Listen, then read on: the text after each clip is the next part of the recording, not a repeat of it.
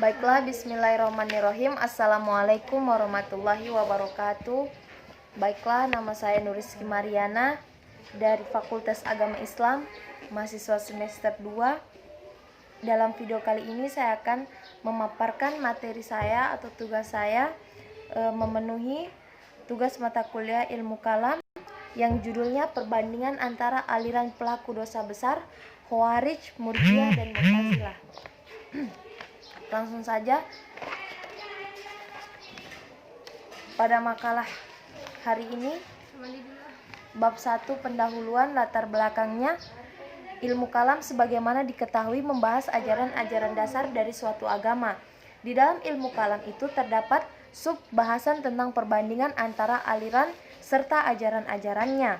Dari perbandingan antara aliran ini kita dapat mengetahui atau menelaah dan membandingkan antara paham aliran satu dengan aliran yang lain, sehingga kita memahami maksud dari segala polemik yang ada. Persoalan kalam yang pertama kali muncul adalah persoalan siapa yang kafir dan siapa yang bukan kafir. Dalam artian, siapa yang telah keluar dari Islam dan siapa yang masih tetap masuk di dalam Islam. Persoalan ini kemudian menjadi perbincangan aliran-aliran kalam dengan konotasi yang lebih umum, yaitu status pelaku dosa besar, kerangka pola pikir yang digunakan tiap-tiap aliran ternyata mewarnai pandangan mereka tentang status pelaku dosa besar. Adapun rumusan masalah, yang pertama, aliran-aliran apa saja yang membahas tentang pelaku dosa besar, iman, dan kufur. Yang kedua, bagaimana isi dari perbandingan-perbandingan antara aliran. Yang ketiga, apa pandangan dan kerangka berpikir yang digunakan tiap-tiap aliran tentang status pelaku dosa besar, iman, dan kufur. Adapun tujuan penulis, 1. Mengetahui aliran apa saja yang membahas tentang pelaku dosa besar, iman, dan kufur. 2. Mengetahui isi perbandingan-perbandingan antara aliran. Yang selanjutnya langsung masuk ke bab 2, yaitu pembahasan. Yang pertama, aliran Khawarij. Khawarij merupakan aliran dalam Islam yang pertama kali muncul. Mereka selalu menyatakan la hukma illallah, tiada hukum yang benar kecuali di sisi Allah. Aliran yang muncul akibat tidak setuju dengan tahkim yang diadakan pada perang Siffin antara Sayyidina Ali bin Abi Thalib dengan Sayyidina Muawiyah. Mereka menfatwakan bahwa sekalian dosa adalah besar. Tidak ada namanya dosa kecil atau dosa besar. Sekalian pendurhakaan kepada Tuhan adalah besar, tidak ada yang kecil menurut aliran Khawarij. Aliran Khawarij menurut Al-Baghdadi terpecah menjadi 2 sekte, diantaranya menjadi 20 sekte. Diantaranya adalah Al-Muhakimah, yang kedua Al-Najdat, yang ketiga Al-Sufriyah, yang keempat Al-Ibadah. Yang selanjutnya, yang kedua yaitu Murji'ah. Kaum Murji'ah yang gullah atau yang radikal, sampai ada yang beriktikad bahwa asal kita sudah mengakui dalam hati atas wujudnya Tuhan dan sudah percaya dalam hati kepada Rasul-Rasulnya, maka kita sudah mukmin, walaupun melahirkan dengan lidah hal-hal yang mengkafirkan seperti menghina Nabi, Al-Quran, dan lain sebagainya. Persoalan dosa besar yang ditimbulkan kaum Khawarij mau tidak mau menjadi bahan perhatian pula bagi mereka. Kalau Khawarij menjatuhkan hukum kafir kepada orang yang pelaku dosa besar, jika Khawarij menjatuhkan hukum mukmin. Walaupun melakukan dosa besar, dosa bagi kaum Murji'ah tidak apa-apa, sudah ada iman dalam hatinya. Yang selanjutnya, yang ketiga, Mu'tazilah. Mu'tazilah atau mengasingkan diri. Mereka menfatwakan orang yang melakukan dosa besar tidak akan diampuni dosanya sebelum ia bertaubat, dan akan terus-menerus di dalam neraka, tidak akan keluar lagi. Akan tetapi kalau orang mukmin yang berbuat dosa besar ataupun dosa kecil, ia akan dihukum dalam neraka di suatu tempat lain dari tempat orang kafir. Nerakanya agak dingin, mereka tinggal di antara 2 tempat, yakni antara surga dan neraka. Prinsip ini sangat penting, yang karena Wasil bin Atta, pendiri Mu'tazilah, memisahkan diri dari gurunya Hasan al-Basri. Ia memutuskan bahwa orang yang berbuat dosa besar selain syirik, tidak mukmin, tidak pula kafir, tetapi fasik, Jadi kefasikan adalah suatu hal yang berdiri sendiri antara iman dan kafir, dan tingkat orang fasik di bawah orang mukmin di atas orang kafir. Jalan tengah ini diambilnya dari satu, pikiran-pikiran Aristoteles yang mengatakan bahwa keutamaan adalah jalan tengah antara dua jalan yang berlebih-lebihan. Yang kedua, pikiran-pikiran Plato yang mengatakan bahwa ada sesuatu tempat di antara baik dan buruk. Golongan Mu'tazilah memperdalam jalan tengah tersebut sehingga dijadikannya suatu prinsip rasionalitas etis filosofis. Yang selanjutnya, perbandingan antara aliran iman dan kufur. Akibat dari perbedaan pandangan mengenai unsur-unsur iman, maka timbullah aliran-aliran teologi yang mengemukakan persoalan siapa yang beriman dan siapa yang kafir. Adapun aliran-aliran tersebut adalah Khawarij, Murji'ah, Mu'tazilah, Asy'ariyah, Maturidiyah, dan Ahlus Sunnah. Yang pertama, Mu'tazilah. Menurut mereka, iman adalah pelaksanaan kewajiban-kewajiban kepada Tuhan. Jadi, orang yang membenarkan atau tasdik tidak ada Tuhan selain Allah dan Muhammad adalah Rasulnya, tetapi tidak melaksanakan kewajiban-kewajiban itu tidak dikatakan mukmin. Tegasnya, iman adalah amal. Iman tidak berarti pasif. Menerima apa yang dikatakan orang lain, iman mesti aktif karena akal mampu mengetahui kewajiban-kewajiban kepada Tuhan. Menurut kaum Mu'tazilah, iman bukanlah tasdik dan iman adalah arti mengetahui pun belumlah cukup.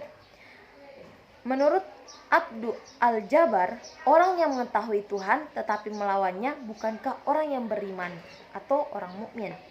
Dengan demikian, iman bukan tasdik, bukan pula ma'rifah, tetapi amal yang timbul sebagai akibat mengetahui Tuhan.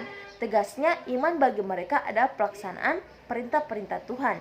Yang kedua, Ahlus Sunnah, atau menurut aliran ini, iman ialah mengikrarkan dengan lisan dan membenarkan dengan hati. Iman yang sempurna ialah mengikrarkan dengan lisan, membenarkan dengan hati, dan mengerjakan dengan anggota. Yang selanjutnya, yang ketiga yaitu Maturidiyah. Dalam masalah iman, aliran Maturidiyah Samarqand berpendapat bahwa iman adalah tasdik bil alqab, bukan semata-mata ikrar bil al-lisan. Pengertian ini dikemukakan oleh Al-Maturidi sebagai bantahan terhadap Al-Karamiyah, salah satu subsekte Murji'ah. Keimanan itu tidak cukup hanya dengan perkataan semata, tanpa diimani pula oleh kalbu. Yang selanjutnya, yang keempat, Khawarij. Iman dalam pandangan Khawarij tidak semata-mata percaya kepada Allah. Mengerjakan segala perintah kewajiban agama juga merupakan bagian dari keimanan. Segala perbuatan yang berbau religius, termasuk di dalamnya masalah kekuasaan, adalah bagian dari keimanan. Al-amal juz'un al-iman. Yang kelima, Asy'ariyah. Kaum Asy'ariyah yang muncul sebagai reaksi terhadap kekerasan Mu'tazilah memaksa paham khalq Al-Quran banyak membicarakan persoalan iman. Asy'ariyah berpendapat bahwa akal manusia tidak bisa merupakan ma'rifah dan amal. Manusia dapat mengetahui kewajiban hanya melalui wahyu, bahwa ia berkewajiban mengetahui Tuhan dan manusia harus menerimanya sebagai suatu kebenaran. Yang selanjutnya, Murji'ah. Mereka berpendapat bahwa iman hanya berpengakuan dalam hati sehingga orang tidak menjadi kafir karena melakukan dosa besar. Berdasarkan pandangan mereka tentang iman, klasifikasikan aliran teologi Murji'ah menjadi 12 subteke, yaitu Al-Jamiyah, As-Solihiyah, Al-Yunusiyah, Ash-Shimriyah, As-Saubaniyah, As-Solihiyah, Al-Yunusiyah, Ash-Shimriyah, As-Saubaniyah. Namun ke-12 kelompok tersebut masing-masing memiliki pendapat mengenai iman dan kufur, dan aliran Murji'ah ini kemudian berbeda anggapan tentang batasan kufur yang terpecah dalam 7 kelompok. Yang selanjutnya, yang C, perbandingan antara aliran sifat-sifat Tuhan. Yang pertama, Mu'tazilah. Kaum Mu'tazilah menafsirkan Tuhan itu esa atau satu. Tidak ada yang menyamainya, bukan James, bukan Syah, bukan Jauhar, bukan pula Art.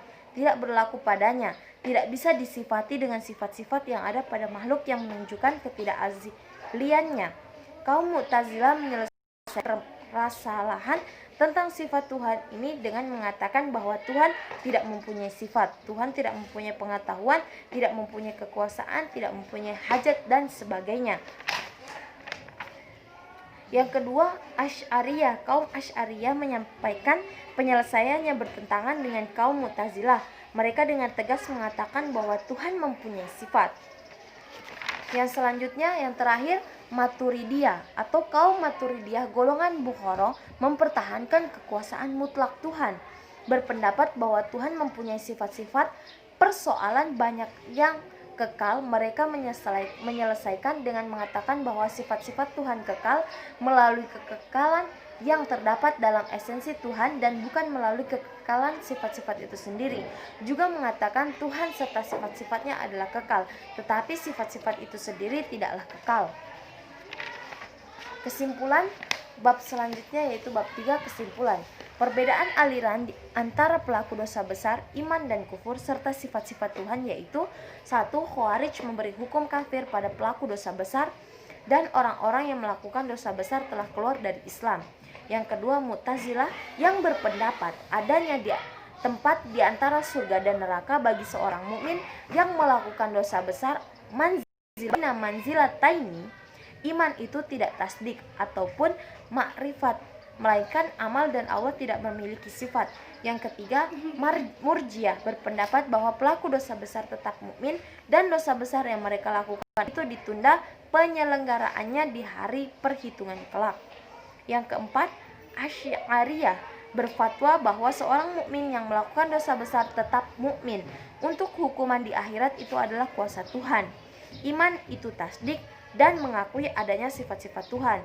Yang kelima, Maturidiyah adalah hal dosa besar sepaham dengan aliran Asy'ariyah yang melakukan dosa besar tetap mukmin, iman itu tasdik dan mengakui adanya sifat-sifat Tuhan. Yang keenam, Ahlus Sunnah berpendapat iman adalah diikrarkan dengan lisan, diyakini dalam hati dan direalisasikan dengan perbuatan. Baiklah, mungkin hanya itu yang bisa saya paparkan pada materi memenuhi tugas mata kuliah ilmu kalam. Akhir kata billahi taufiq wal hidayah. Wassalamualaikum warahmatullahi wabarakatuh.